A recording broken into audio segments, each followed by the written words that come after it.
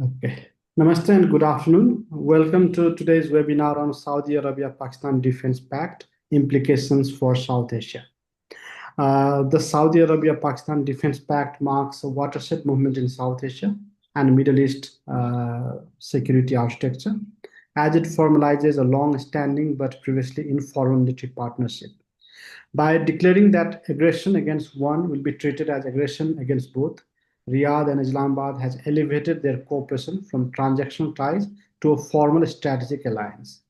For Saudi Arabia, the pact provides additional security guarantees beyond the traditional US umbrella, particularly amid growing uncertainty in the Gulf and rivalry with Iran. For Pakistan, it brings the possibility of greater financial support, military modernization, and enhanced diplomatic clout.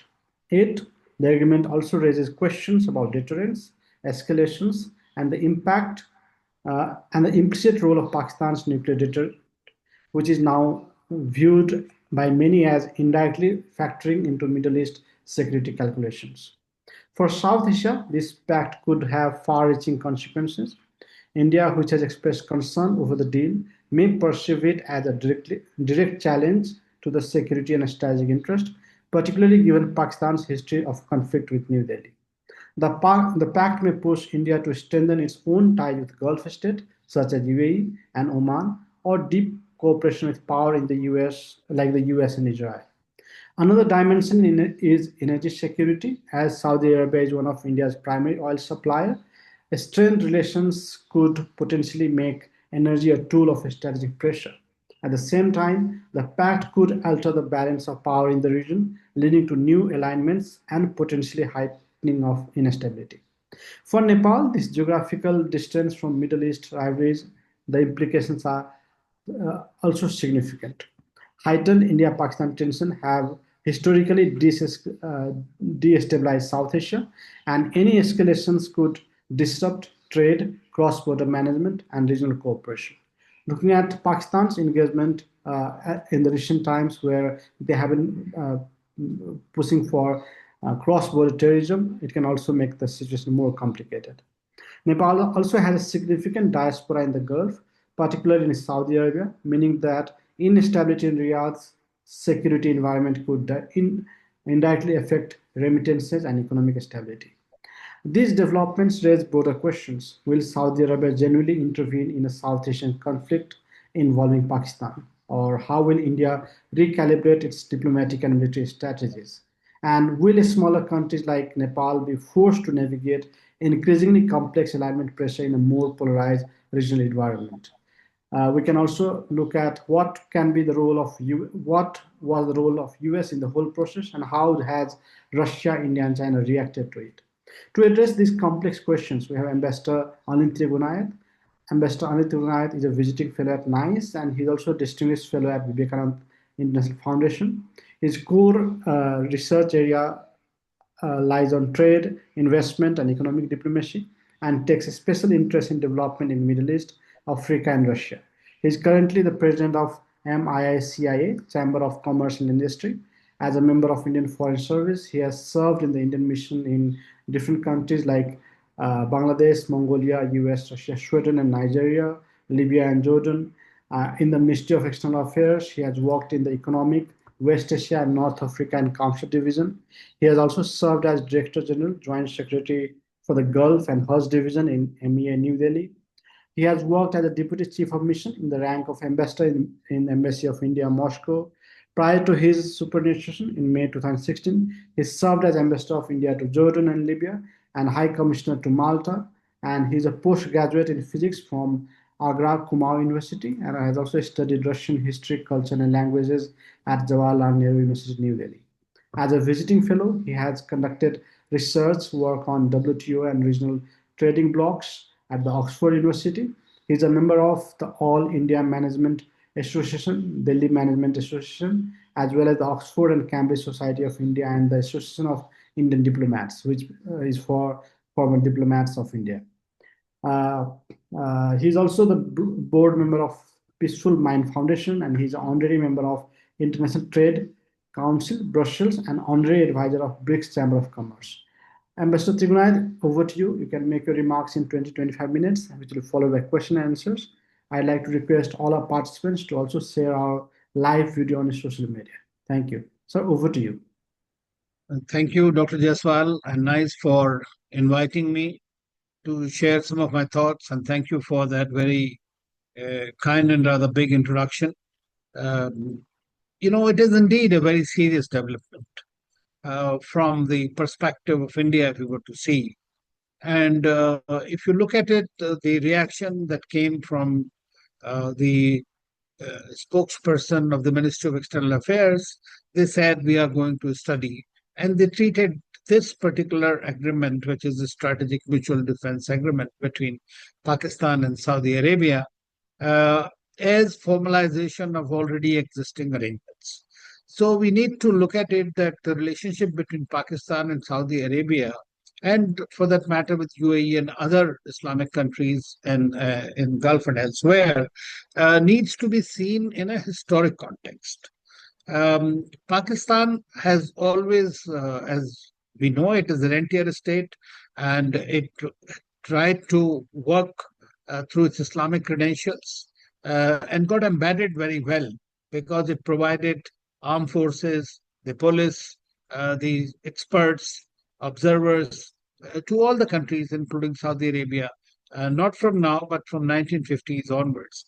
If you remember, whether it was the 1971 war, 1965 war, all these Gulf countries, especially Saudi Arabia, fully supported Pakistan in lieu of the kind of security that it was trying to provide them. Of course, the major security provider in the region has been the United States of America. But those were different days because USA essentially also depended a great deal on the Middle East oil. That particular compulsion for it no longer exists.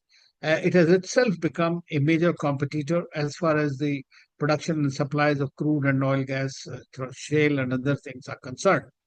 And therefore, it has become a player in the region in that context, in the geoeconomic sense. At the same time, these countries are also the biggest buyers of the American arms and equipment, because the United States essentially is run by its military industry complex and the lobbies, therefore. And in that sense, the Pakistan has also been working very closely and has found, as I always say, has an uncanny ability to encash its nuisance value with all kinds of its partners, be it the Gulf countries, or be it the United States or Russia or China for that matter. So it has that strategic location, which it has been able to play out. Even this time, if you come to think of it, it is also relevant to the United States from the Afghanistan point of view, where they want the Bagram base again. In our neighborhood, we have seen in Bangladesh, they were also very keen to get the base there in the United States. Also, Yemen for Saudi Arabia is equally important thing. Now, although we have seen that there has been a rapprochement between Saudi Arabia and Iran, the threat perception still continues to a great extent. And therefore, they need a partner which can really provide them the kind of support, or rather a blind support that they need. So you will recall that when the Pakistanis had conducted their nuclear tests, this was the United States, the Saudi Arabia and UAE were the countries that really congratulated Pakistan for the bold decision that they took. And also, Pakistan continues to flag the nuclear bomb that they have as the Islamic bomb. So that is something we need to see. Now coming to, there are umpteen number of places. Today, if you were to see, there are estimates that there are about 70,000 Pakistani soldiers or army personnel who are associated or on secondment to Saudi Arabia and different ministries across, and are working in different parts of areas. In fact, I was in Jordan and I had seen that even the size who tends to the horses came from Pakistan army in the stables of various princes and this. So Pakistan, to that extent, has been very well embedded insofar as its military prowess is concerned. And in return, of course, it continued to receive a lot of assistance. whether it is funding of those 30,000 madrasas in the country, or for that matter, creating Taliban or Mujahideen during the late 70s and early 80s with the help of Saudi Arabia and the United States to fight the Soviets.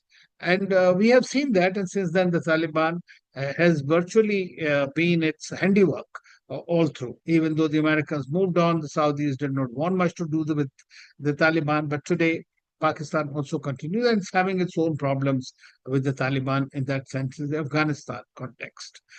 And they are not working the way Pakistan wanted them to. So the handlers and Rawalpindi were feeling very frustrated. Pakistan has been also going through a terrible economic downturn and also has its own problems of insurgency and other issues. And therefore, it needed the backing essentially from the rich Saudis and the Emiratis and the Qataris. In the recent past, what we have seen is that Qatar, which has been playing a very major role, especially after the blockade with Saudi Arabia and three other countries, it had developed an independent foreign policy to a great extent, wanted to become a mediator of sorts, or a country that hosts international conferences, tries to mediate between various groups, whether it is Hamas or Israel, or for that matter, the African problems that are happening there. So it takes a great pride in doing that. Why the issue is then when Israel attacked Qatar, basically the Hamas group, which was negotiating or was to negotiate further the ceasefire deal, that is some kind of a red line for the whole region, basically, that there is no country that can protect you. And the protection, as you know, that in, I think, 2018, the Houthis had launched their missiles and drone attacks on Saudi facilities, dropping their oil production by about 50%. And that is something that really caused them to wonder that United States, which has its bases, it has its Patriot missiles and protections, was not able to do anything on that. Likewise, the Emiratis also suffered from the same kind of attacks. So other countries have this kind of hesitation. To them, it appears clearly that the United States is no longer ready to provide the kind of security that they need against their adversaries, enemies, or challenges that are going to come. So therefore, they depended on the country that has been providing this from 1950s. Even 1990-91 Gulf War, we have seen the Pakistani soldiers were there. Today, just we heard the news that about 25,000 more soldiers have been deployed on the Yemen border from Pakistan. So they are continuing that. It is in that context that we have to see that the provocation that came from Israel against Qatar and Saudi Arabia is the one country today which has reassumed its leadership role in pushing for a two-state solution and a state of Palestine. Now, we have seen that they have been working together, even the United Nations, whether it is with France or other countries, and the Saudi Crown Prince has been very, very proactive. There were chances that there were going to be some normalization, but I think the Israel-Hamas war stopped that.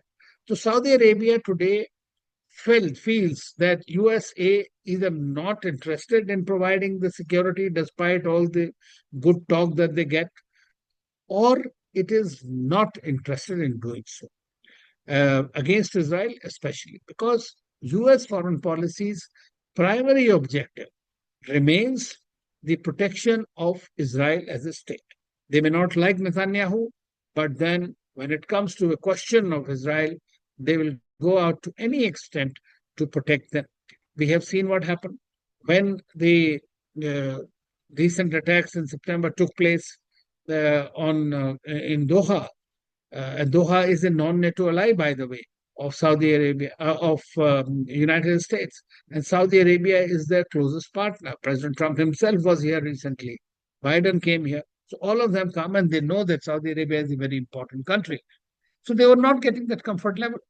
And when it happened, then United States, President Trump himself said there'll be no further attacks on Doha or Qatar or any other country.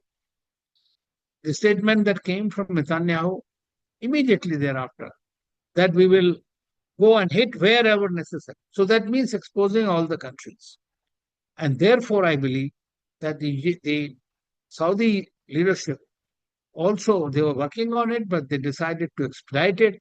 And that's why on September 17th that we saw the signing of this agreement. Of course, all details have not been made clear, but as you yourself mentioned, Dr. Jaiswal, it is the mutual defense. Means one country is attacked, the other will come to the rescue of this one. So we have seen that there is a concern, there is analysis, there is a study exactly how it's going to play out. Now, putting things on paper is different, and playing it out in reality is a different thing. In the meantime, if you come to think of it, and I can quote from my personal experience, since 2006 onwards, the India's focus towards Middle East, especially towards Saudi Arabia and the other Gulf countries, had significantly changed. Now, India follows a policy of link west or look west or act west with all these countries. They have become India's strategic partners, comprehensive strategic partners to a great extent. And there is an energy security partnership, food security partnership, the presence of the large number of Indian diaspora that has been helping in the building of construction of developing these nations, which is very much recognized by these countries. So obviously, when such an agreement which appears, whatever be the reasons, and we have already talked about them, for Saudi Arabia, the key reasons are essentially the threat of Iran that remains very much real, and more so from its proxies, like Houthis today appear to be not under anybody's control, like Netanyahu. And the thing is, they also feel that Netanyahu might be able to attack once again, and the US response will virtually be the same as it has been for the Qataris or Iran in that context. Now, therefore, they feel that they can have this kind of a deterrence. And as I said, that Pakistan has been flagging its atomic bomb as a nuclear bomb. And in recent times, you have seen that statements coming out from Islamabad that if any of the holy sites like Mecca, Medina is attacked, which is, of course, currently also policed and protected by the Pakistanis, then they will use their nuclear bomb. They even said that in the case of Iran also, they had mentioned the same thing, trying to provide that kind of a comfort level to these countries. Basically, it is trying to project this the only Islamic country with a bomb out of those 55 countries, 57 countries in the Organization of Islamic Cooperation. Let me just take you back to 1969, when the first summit of the Organization of Islamic Cooperation, now it's called, but this was Islamic countries at the time, was held. And so when this was held in Rabat in Morocco, the Indian delegation, India was invited to be part of this because we have the second largest Muslim nation in the population in the world today. India was invited, and India's agriculture minister, Dr. Fakhruddin Ali Ahmed, had traveled with a delegation to Rabat, and Pakistan was, of course, led by General Yahya Khan. Now, when they realized that India was going to become a member, they approached the Saudi king, the Moroccan king, and the Jordanian king. And the story goes that Yahya Khan said that I cannot go back to my country if India becomes a member of the OIC. And therefore, at that time also, all the leaders of these countries requested, especially the host Moroccans, the Indian delegation, that you may become an observer, but they could not become. Indian delegation returned.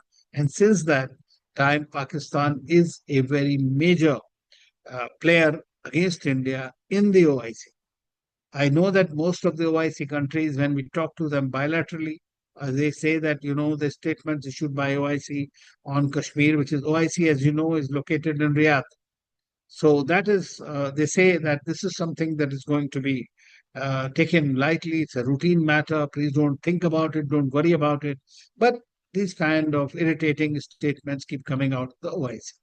So Pakistan has that leverage in the OIC, but elsewhere it finds it very difficult. Now, if theoretically, let us say that there is an attack on Israel, on Saudi Arabia by Israel, or by any other country. I doubt very much that Iran, Saudi Arabia are going to go to war, because they are trying to find a way of coexisting somehow, and are also thinking of developing some kind of security architecture, even though Iran remains an outsider for the Arab countries, and there is these inherent rivalries there. But let's presume that Israel decides to be again adventurous and attacks on them. Now, I feel a way that Pakistan, which is beholden, which is credited, it will rise to the occasion and may provide all assistance or even participate. It's participating in the military adventures of Saudi Arabia is not something new. Actually, Pakistan has been loaning, training, and doing everything to the Saudi for the Saudi planes, and that in the Yemen also very recently we have seen it, and in earlier other places as well. So they loan their officers, they loan their equipment, and their army is already present there. So we will see that they will continue, because for them, Saudi Arabia, which is the biggest benefactor, whether it is economically, investment-wise, Guada refinery, and large projects that are going on in the country, where Saudis and other Gulf countries have been participating. So it will rise. Now, suppose that there is a war between India and Pakistan. In that sense, what happens? Pakistan obviously will expect that Saudi Arabia comes the way they would have come. Now, given this, there is no clarity. Clarity is not there because the sensitivities of India, which it has mentioned, and I can tell you why. In 2010, when we took our Prime Minister, the then Prime Minister, Dr. Manmohan Singh, to Saudi Arabia, they were still very close friends of Pakistan, and they supported them. But the Riyadh Declaration that was signed, and I drafted it, we will see that in that Riyadh Declaration, there was, for the first time, a provision of cross-border terrorism and the joint fight against terror. India's problem with Pakistan, as has been told repeatedly to our friends in Saudi Arabia, has been that Pakistan is a terror sponsoring state. And if you are their friend, try to prevail upon them not to indulge in it, so that India doesn't have a problem. Our problem with Pakistan has only been terrorism. All other issues, we have agreed to bilaterally work together to discuss, including Kashmir, even though Kashmir is an integral part of India. But India had agreed to discuss at the level of the Foreign Secretary, and several times many efforts have been made. But Pakistanis know that for them strategically, India is India is the issue for their own existence, for the deep state. And therefore, they will continue to retain it. There's not going to be any change in Pakistan's behavior. Today, it feels emboldened, it feels vindicated that the Islamic world is with them. Over time, we have seen that India was able to a great extent, stunt the Pakistani factor. And that is something which I believe now, with this signing of this agreement, the Pakistan is back in the game in the Middle East in a much more nuanced, much more open manner than it was until some time back. So we are looking at it in a hypothetical sense today. We don't know whether Saudi Arabia will be attacked, where Pakistan will invoke this treaty, or when Pakistan is attacked by India, in a sense. Because the last recent attack, that Pahalgam that happened, India very clearly made it to Pakistan very clear that it was against the terror hideouts and not against civilians. There were no civilian casualties per se. And India said that we don't want escalation. So therefore, this was a limited thing against the terror groups that are based in Pakistan in response to the terror attacks that were conducted in Pahalgam. But it's a new normal in India's foreign policy also, because the terrorism we have suffered for 40 years, so obviously it's coming from across the border, and the whole world knows. And Saudis also know it very well.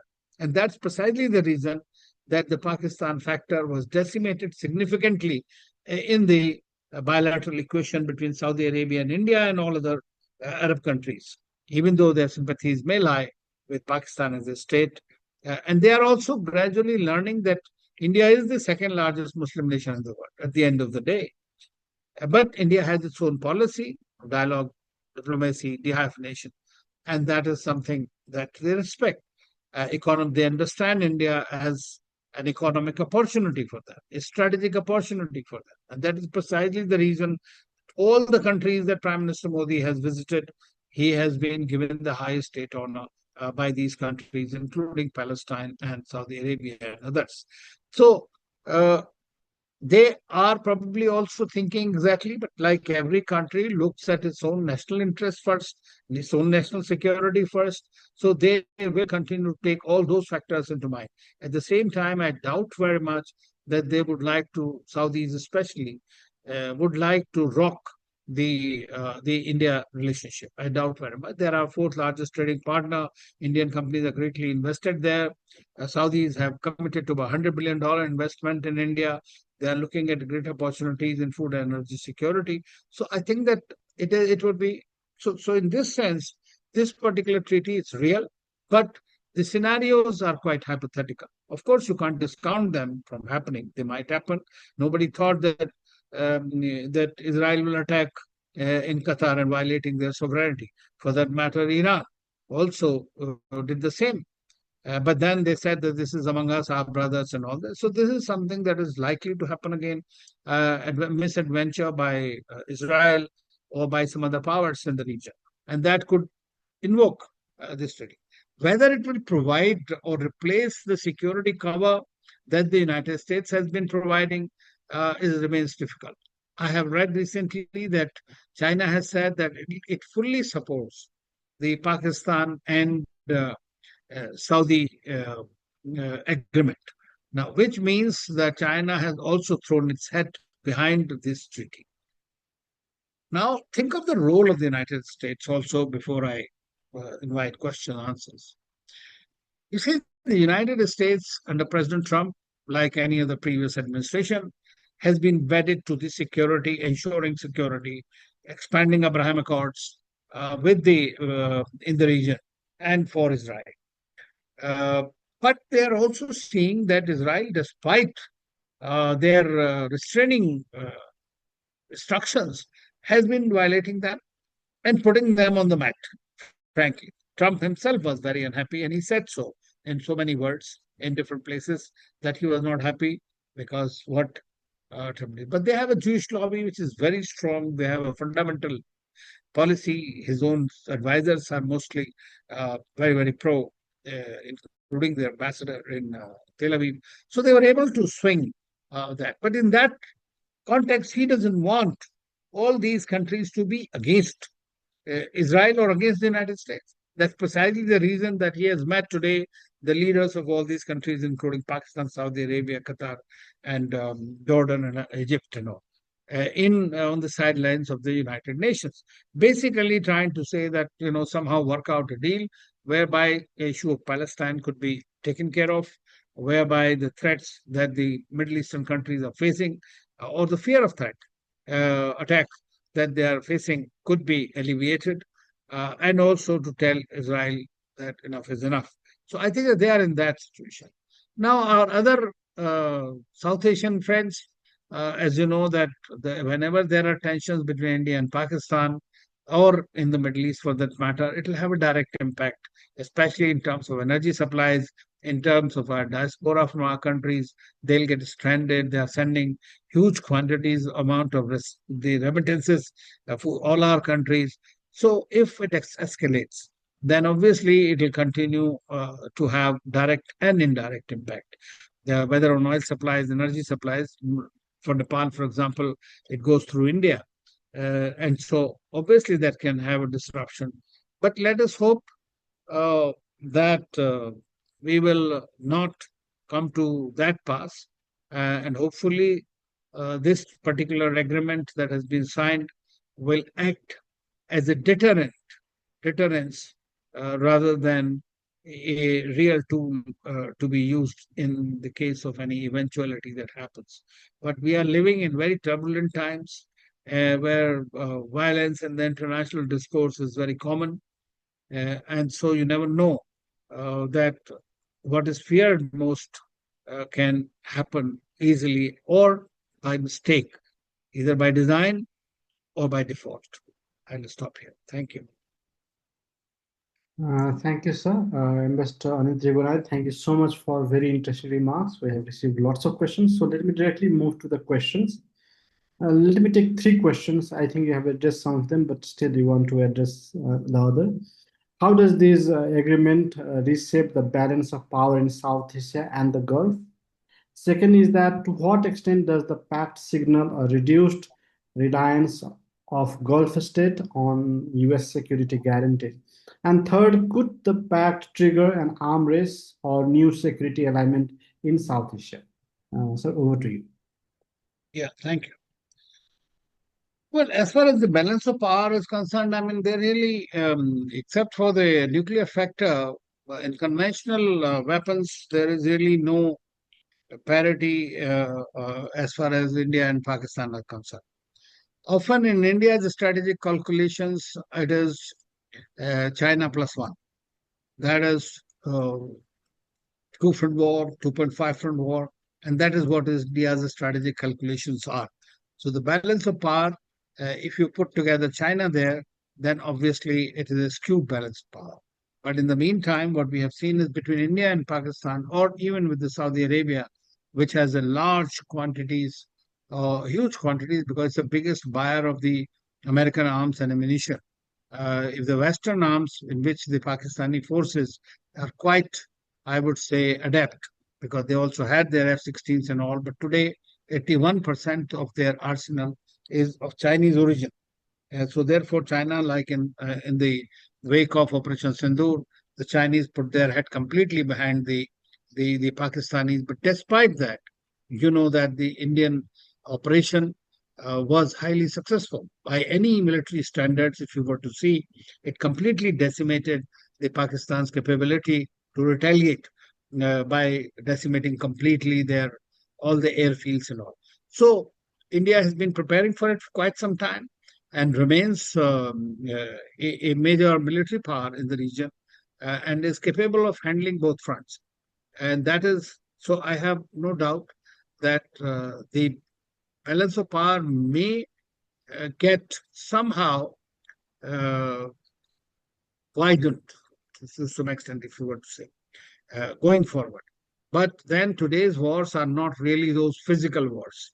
Today's wars are technology wars. You have seen that this war that we had with Pakistan for 4 days, the border was not crossed by anybody. It was all aerial warfare. It was going from one end to the other across the line of control, but there was no direct uh, contact warfare at that. So this is something in the kinetic warfare technology, the missiles, the drones, the new kind of technologies that are going to play. And I think they both are equally placed because Pakistan, we don't look at Pakistan as simply one country. We look Pakistan as an extension of China in that sense. So, but what is happening is what could be, in my view, hypothetically serious situation is if you hypothetically thought that Saudi Arabia was completely going to be with Pakistan and it places all its arms ammunition at its disposal, especially as US and Pakistan relations today are reasonably good. And with Asim Munir having gone to the United States twice, today Pakistani Prime Minister meeting President Trump, and President Trump planning to visit Pakistan sometime. So I think that in that sense, then we can see that there will be a scaled up, I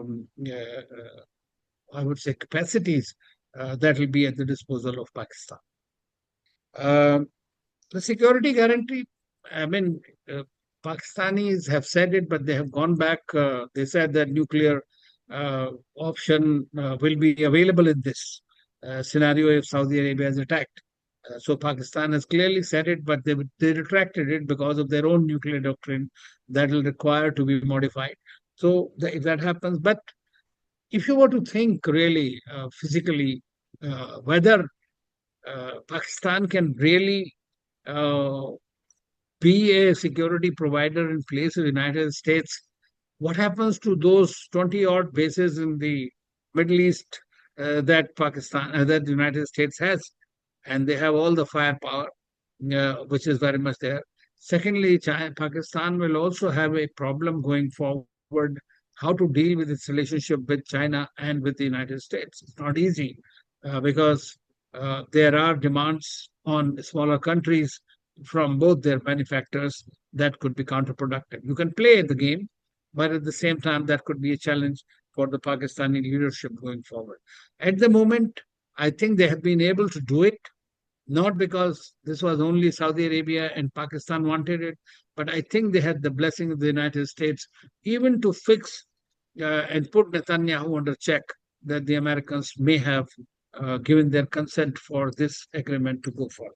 So yes, the Pakistan will provide a limited security guarantee, but they obviously don't have. Suppose there is a Saudi-Iran fight. What will happen to Pakistan? Pakistan last time refused to provide its armed forces as a contribution to the Sunni forces, even though Rahil Sharif, Pakistani chief of staff, eventually became the general, but he was not. They loaned their pilots, but they refused to go there because of the Shia Sunni population.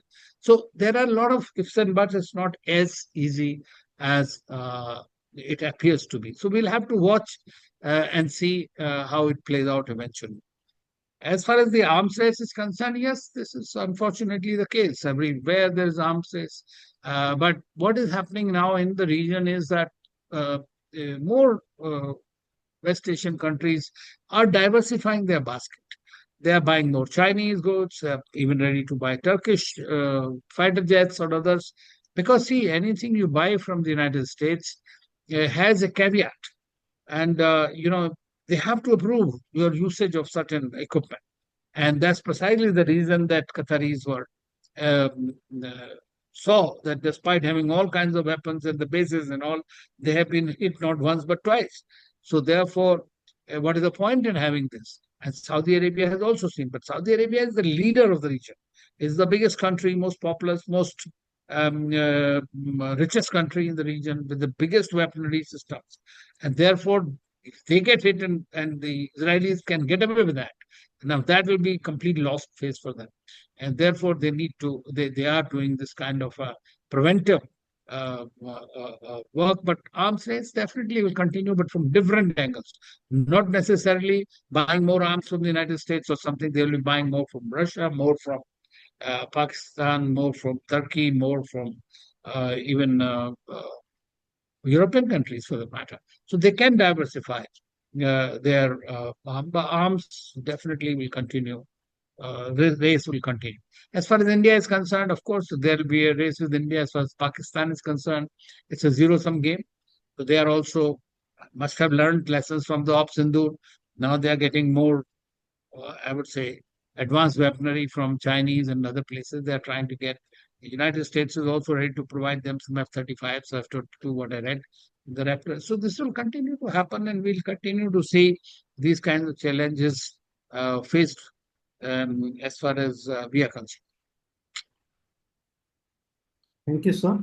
There are many questions on US. Like first is that who will be in advantageous position among the US and China when it comes to Saudi Arabia Pakistan Defense Pact, as Pakistan enjoys good relations with China and the US, and Saudi Arabia also has closer ties with US.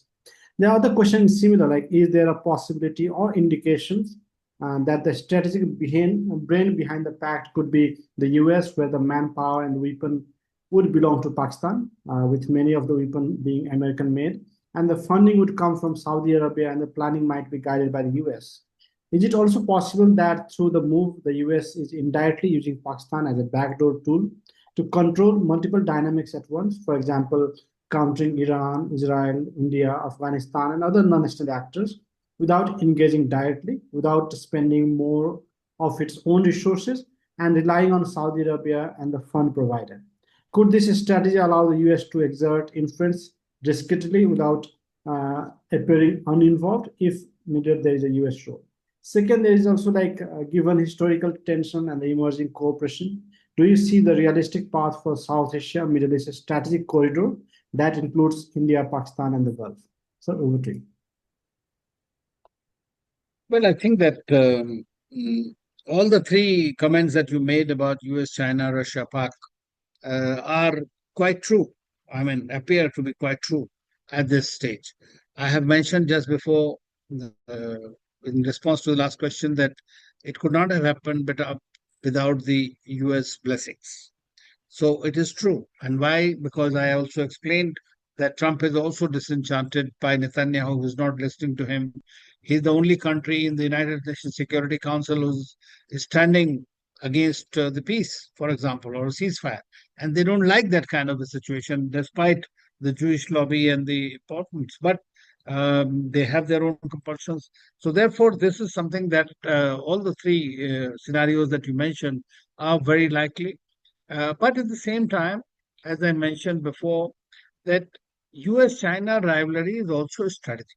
At the moment, the United States is trying to find some kind of a modus vivendi with the Chinese. As you know, that we're talking, there is a Senate Congress delegation which is visiting after a long time. The Chinese, they are visiting China.